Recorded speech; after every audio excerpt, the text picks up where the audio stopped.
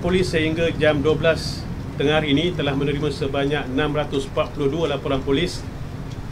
Bagi pihak siasatan pula sebanyak 118 percakapan saksi telah dirakam melibatkan berbagai pihak, termasuk satu laporan polis yang menyatakan ada orang bermain mercun pada malam 31 Mac 2025. Permit MBSJ keluarkan untuk mereka membuat korekan di reserve jalan MBSJ, jalan yang merintangi ROW, dan permit Petronas tak diberikan untuk kerja-kerja di dalam ROW.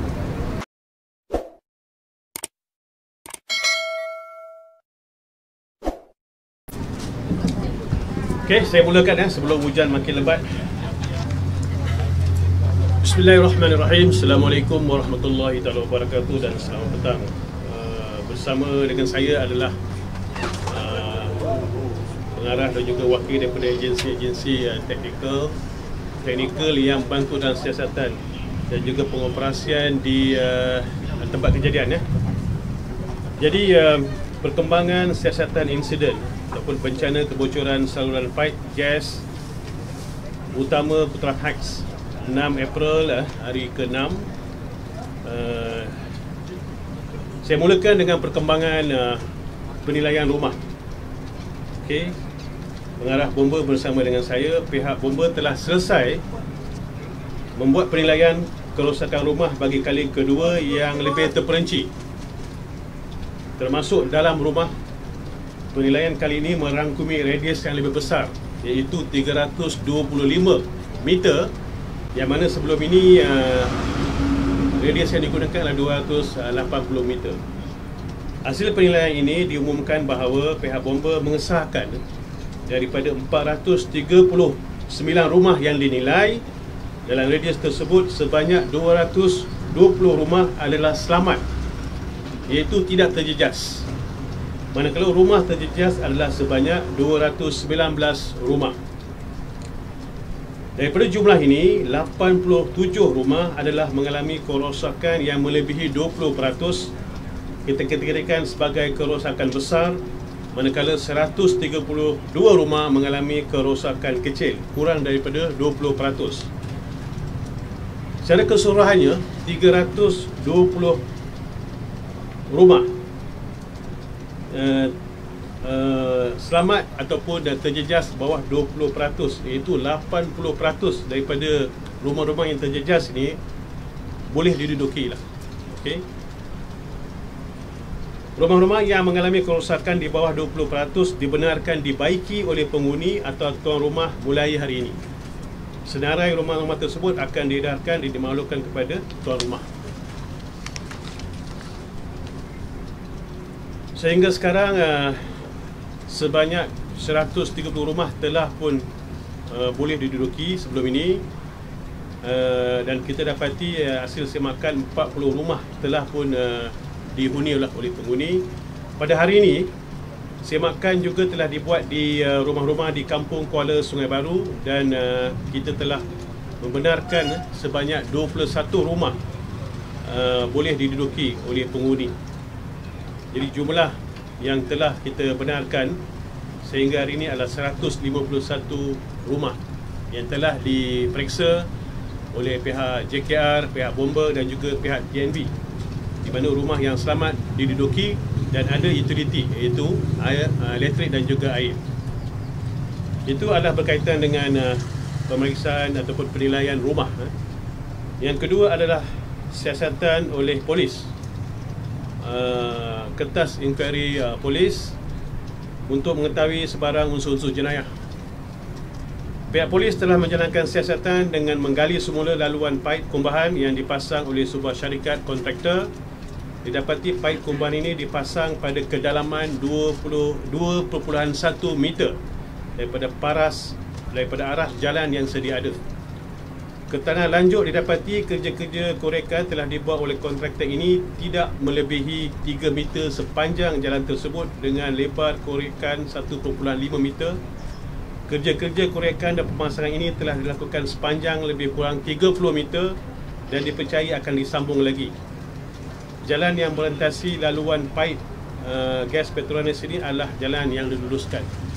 Maksudnya pihak polis dapati korekan yang dibuat oleh kontraktor ini adalah tidak melebihi 3 meter, okey, daripada paras jalan.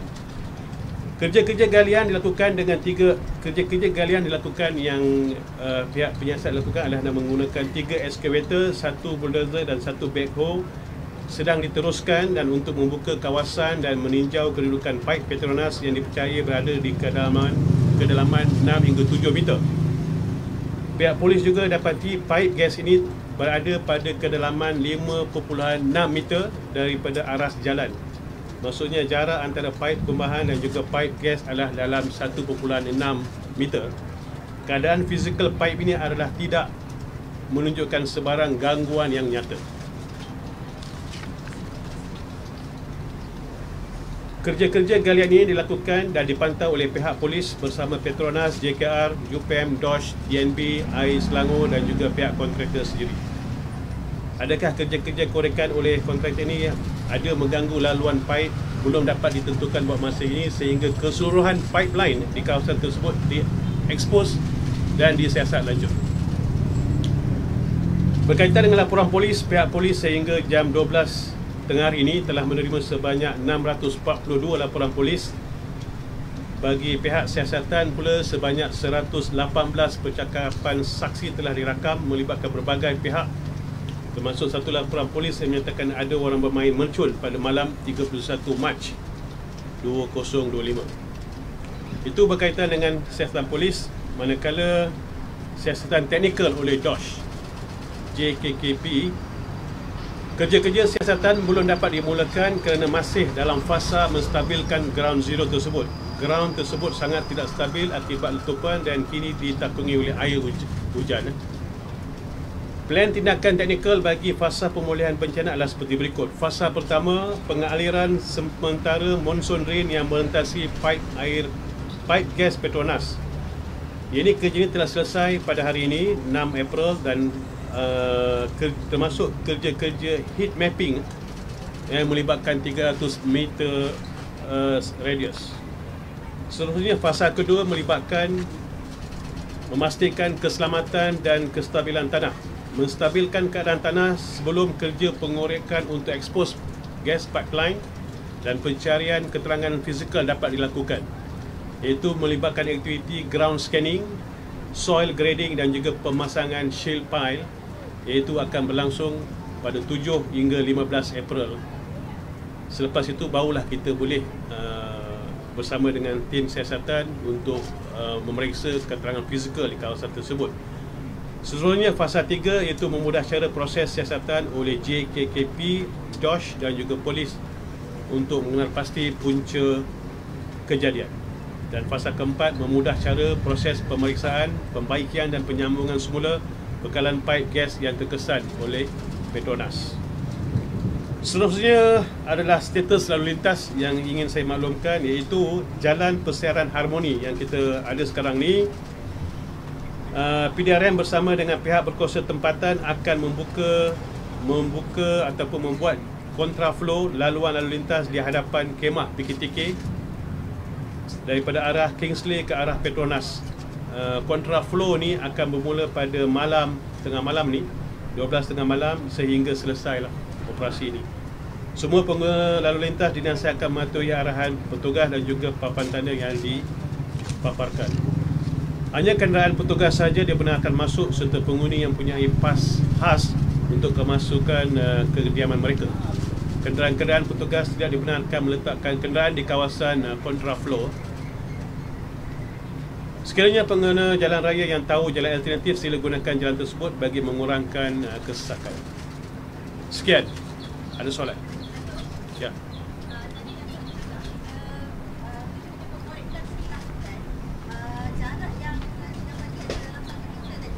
1.6 meter.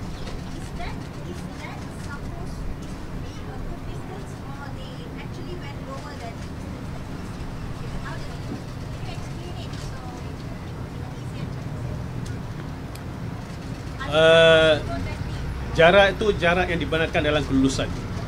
Setakat itu je saya boleh kata.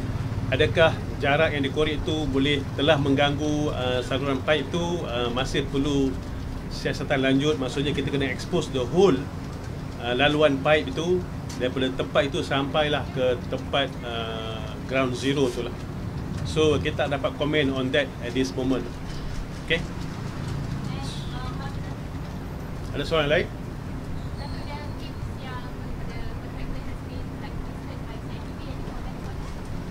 Contractor has been the one under investigation, either they blacklisted or not. Sebab fokus kita dalam siasatan pada waktu ini adalah lebih kepada dekat site. Sama ada aktiviti itu, sebab siasatan polis ni adalah lebih kepada kecuaian ataupun unsur-unsur jenayah kan. Jadi kita lebih fokus pada masa ni adalah di tempat kejadian, sama ada aktiviti itu ada mengganggu laluan pipe itu ataupun tidak. Jadi sebanyak aktiviti korek tanah tu, FSC ada terima any aduan atau laporan? Ada MPSJ Datuk Bandar kan? Ada, betul lah. Laporan siasatan kita lihat ada aduan terima dan kita pun turun ke tempat, tapi semuanya in order, ada permit.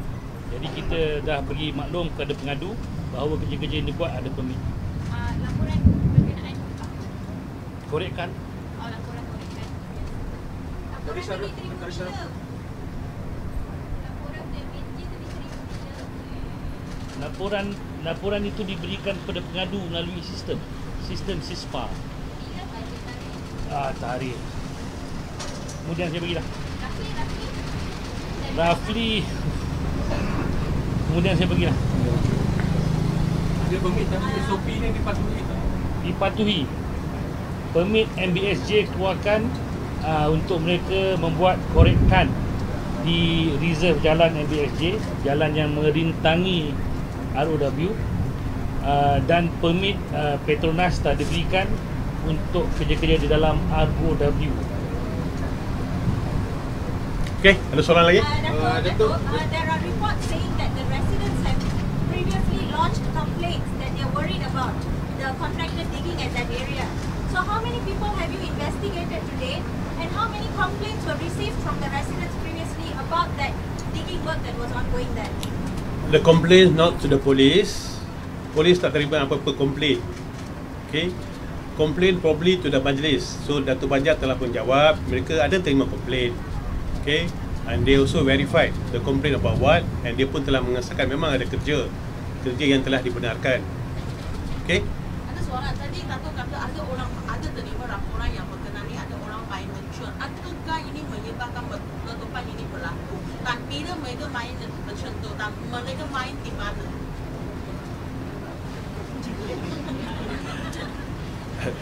Laporan polis tu menyatakan ada orang main mercun pada malam 31st.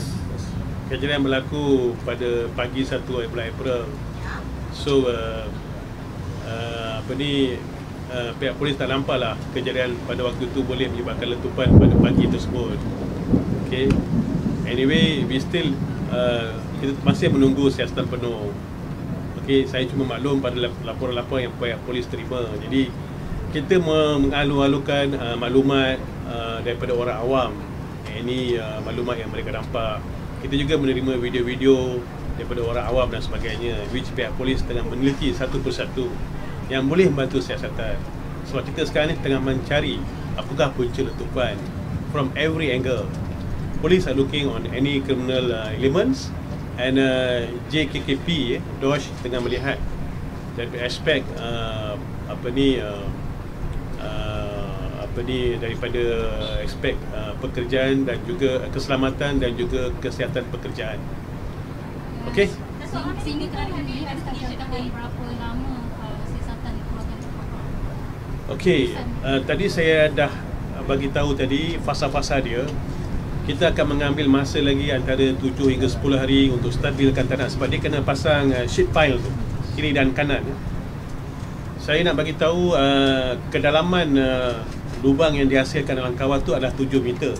Jadi kena stabilkan tanah tu, kita kena pasang pihak-pihak yang terlibat ni kena pasang shield pipe tu kiri dan kanan, barulah tanah tu boleh diusik. Dan kita kena bawa keluar tanah tu sampailah pada kedalaman 6 meter. So dengan keadaan hujan sekarang, kita kena keluarkan air daripada situ lagi. Jadi itu saja akan mengambil antara 7 hingga 10 hari. Lepas tu baru kita boleh masuk. Jadi kita boleh keluarkan laporan awal dalam tempoh 2 minggu. So itu perancangan agensi-agensi teknikal yang terlibat lah. Tahap kesukaran untuk siasatan. Bila kita pasang benda ni hanya kita tahu bila kita mula pasang sheet pile tu. Lepas tu bila kita keluarkan tanah tu, dia layer by layer lah. Kita akan dokumenkan, videokan, gambarkan layer by layer. Sekiranya ada sebarang keterangan fizikal yang kita boleh guna untuk bantu siasatan. Jadi di situ memang kita akan nampak kesukaran dengan cuaca dan sebagainya lah. Jadi tak ada benda yang sukar, tapi kita boleh buat. So how many people have you investigated today regarding the incident? How many have you called? Kita dah call until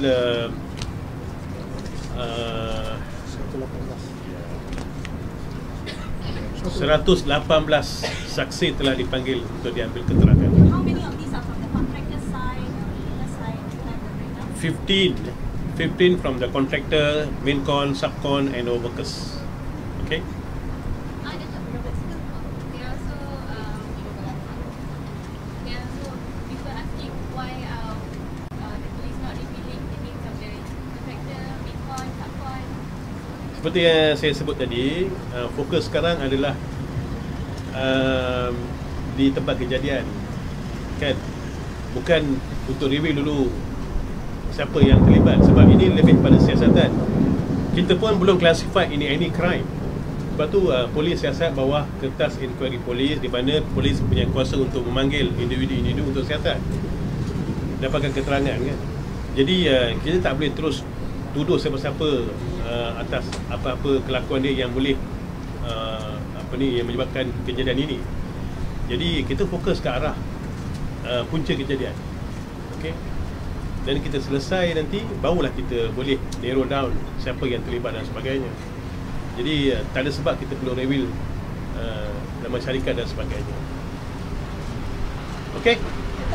Ya. Tadi kata laporan awal kan dilakukan masa 2 minggu. 2 minggu dari sekarang, dah 2 minggu dari hari kejadian. Laporan awal. Daripada 15 April. Daripada 15 April. 15 April. Yes. Laporan awal jaga keluar. Yes. Okay. Thank you very much. Okay.